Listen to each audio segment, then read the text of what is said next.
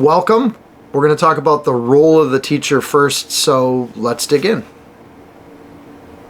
Portals assumes the teacher is a mentor, someone who guides students towards wisdom, understanding, responsibility, faithfulness. Even when you're learning with the child, you're still modeling a joy for learning. And your job as a teacher is to establish a routine in your classroom or in your home and initiate learning for the day. Then you provide conversation as feedback as they learn. Assessment's also part of the role of the teacher, but that's a different training session. So right now, you don't need to be an expert in any field. What you need to know is how to read. And Portals provides the lesson plans, it provides the readings, it provides the questions that you can ask, resources, project ideas. The expertise is baked into those resources. The skill or the content area knowledge is in the readings themselves. So your role then is to initiate and then model enthusiastically what learning looks like to your kids, to be as interested in it as you expect them to be. So you know your students, you help bring those materials to life. We help with content, and your focus then can be the child. A teacher is a role model, a mentor, a fellow learner, and a coach and a cheerleader all wrapped into one. So let's look at what the teacher's role is throughout the Portals learning rhythm. Here's the learning rhythm. Read, think, do. During the reading portion, the teacher, of course, is going to help engage with the reading and sit down with excellent books and reliable resources. And sometimes you'll read everything together, especially with younger kids. At other times, the students will read independently, hopefully as they get older. And if you're reading together, your child then enjoys the content of the work without decoding the text. It's less of a mental load, and this is good for subject area learning. If you want them to learn science, reading the science out loud to them is a way they can focus on the actual content. But it also has an effect on decoding text too. Don't miss that. When they see you doing the reading and doing it fluently, they hear over and over and over again what a good reader sounds like. So they pick up on your tone, they pick up on your excitement. Your drama as you read is part of the experience. And if you're interested in the reading, if you take joy in the story, if you ask questions as you go and even stop in the middle of the text and express yourself, it excites the efforts for them to be better readers too. So sometimes they're decoding, sometimes you're doing the decoding of the reading.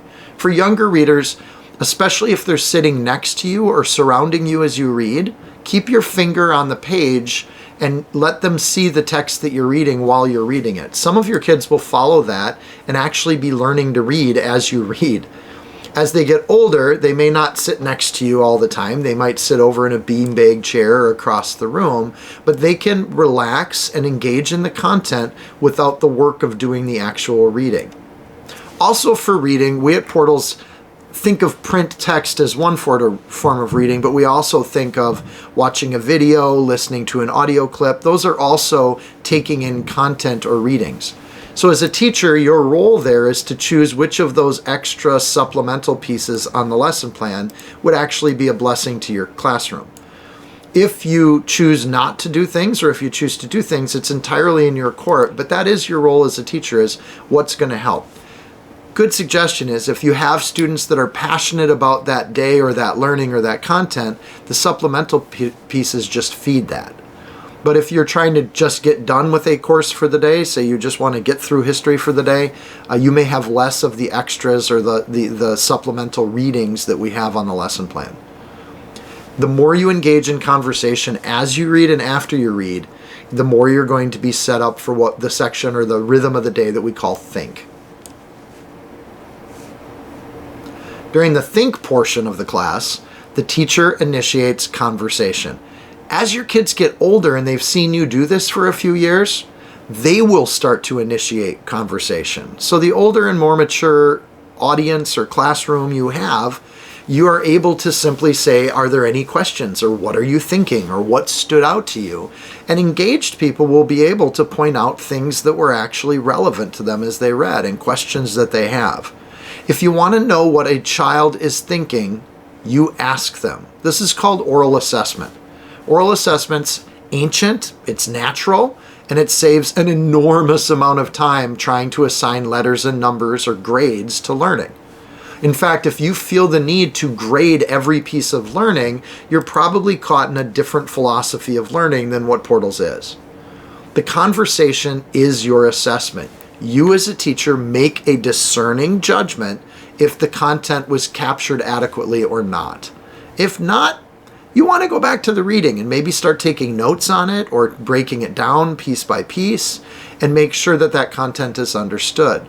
If the students have a good grasp of it, then you as a teacher can make a discerning judgment that they've captured the content for the day. This isn't that hard, even in a classroom setting. When I taught in the classroom while kids were working on their projects, I'd simply go around the room, and in 1 to 2 minutes per child, I could gather very quickly if they understood the content or not. If you're used to a mass education model of learning, Think About It or oral assessment is possible in large classrooms with 30 students. It's also possible with 1 to 2 students on your sofa. But this can be a hurdle for you if you have to have some kind of numeric assessment of learning. If your child is just starting with Portals, you may also need to explain to them that you need detail when you ask them questions. If they're used to simply taking a quiz and calling it done, frankly, they're used to taking information and passing it along as soon as their responsibility is over. In a conversation, the responsibility remains. They actually have to learn how to remember and recall things because you may ask about it. They may be asked about it later. You may ask them to recall the following school day. But that repetition is good for learning. It tells the mind that this is important information. We actually want to learn it. Ask the provided questions, but also listen carefully. Did they comprehend? Do they understand? Are they making connections? Encourage students to explain their ideas, compare perspectives, and then support their conclusions. Good teachers, this is the fun part. The conversation's actually enjoyable. I always like to understand with my own kids, what were they connecting to scripture? So even if we were reading about a character that had moral flaws, we could look to the scripture as to where those moral flaws were talked about and what we should be doing with those in our own lives. The fun of learning actually is capturing what kids are getting out of the material. From science to math to history to literature, they're taking in ideas and thinking about them in new and creative ways. It's almost a cliche that people will say, that teachers will say, "Oh, I learn from my students too." This is where that comes from. If you never listen to students, first of all, you really don't have a good assessment of their learning. But when you do have that good assessment, you actually come up to conclusions and thoughts and connections that you'd never thought of before. The design of the Think About It questions is not a Q&A where there's correct answers. The design of Think About It is to first draw out recollection and then consideration of the text. So there's not really right or wrong answers to those questions. And you can always go back to the text to check things with the child, or have them go back for older kids. If you can't answer these questions, you need to go back and look at that text and come back. As a teacher, part of your role can be to do that orally or personally. That may not always work every day. So as your students get older, they can also take the Think About It questions and write their answers, especially if they need to practice their writing skills. So you can always print those off. There's an option in the dashboard to print off the Think About It questions, and you can easily turn those into assignments for your students if you want to. Even at that, a teacher would have to assess or correct those written Think About It responses. So either way you look at it, any teacher all the time, any kind of robust assessment that you would have, it actually takes time and judgment to assess that. You have to be comfortable putting a name or a number to the quality of that work. Understand, and this might be a different talk, anytime you quantify something that's a conversation or a person's thoughts, you are in danger of minimizing those things to a number. Someone's thoughts and interaction with material isn't always numerically quantified. And so when you treat it that way, students notice. This gets you ready then for the do or the hands-on or the project-based learning part of the Portals rhythm. During the do portion, The discussion can continue. Again, I always spoke about when I taught with project-based learning, I always wanted to keep the conversation going. The more we talked about the content, even with one student, every student in earshot is still hearing that repetition every time you do it. The teacher becomes the mentor. They help the students plan their projects, gather the materials, solve the problems, but continue asking questions about the work as they do it. Are these the right materials? Do you have the right strategy? What would you do different if you tried this again? Resist the temptation to do the project for them or give them a formulaic process. The danger of giving them a step-by-step process through a project is that then they're not thinking, they're not solving their own problems, they're simply obeying or following instructions. And if that's your goal as a teacher, that's fine, but it shouldn't always be your goal. Sometimes you want your children to remain the thinkers and remain the creators. Those that do the work, do the learning. This becomes increasingly important as they grow older and they become more independent as they age. Conversations continue during the project time, but the work environment is teaching children to a work lifestyle. You engage in the work. You sort out the problems. You can try things that don't work. You can have projects that are a failure, and then you learn from those. When you set up your project time, the teacher's role is to determine what kind of room you'll have. Is it a quiet work environment? Do you have light music going in the background? Or do you want to turn off the music so people can more easily hear the conversations you have when you talk from child to child to child and go around the room?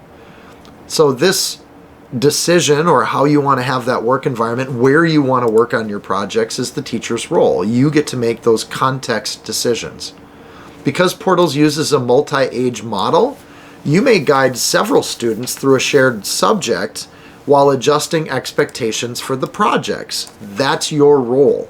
Younger students might observe, play, narrate, build on things, where older student projects might be more research, writing-led. They might complete more advanced projects or even come up with their own project ideas. As a teacher, you need to tune into the younger students to see if they're struggling and lighten their load. And especially in a multi-age environment, you need to tune into your older students to see if they're being challenged and if they're practicing ministry by helping younger students get through their projects. So multi-age learning is ideal for Portals, especially in the project area or when they're doing things, because they can help each other and work as a team. Read with passion, have conversations, listen to the answers, watch students work, and review with them as they finish their projects. That's the teacher's role. Notice where they're growing and they need more help. The goal is not simply to collect grades or meet standards. At Portals, we reject that model of learning. The real teacher understands the learner and helps them to continue growing in life and towards the Lord's calling. Over time, the teacher gradually will transfer responsibility to the student, and as children mature, they learn how to manage their assignments and pursue questions and make decisions. They take ownership of their education. Ideally, if you teach them well, they're able to learn for the rest of their life without a teacher around. The Portals teacher isn't merely an instructor standing in front of students. You're a mentor that walks beside them, you provide structure, you ask good questions, you model faithfulness and a passion for learning, and you help every student become an active learner and a thoughtful disciple.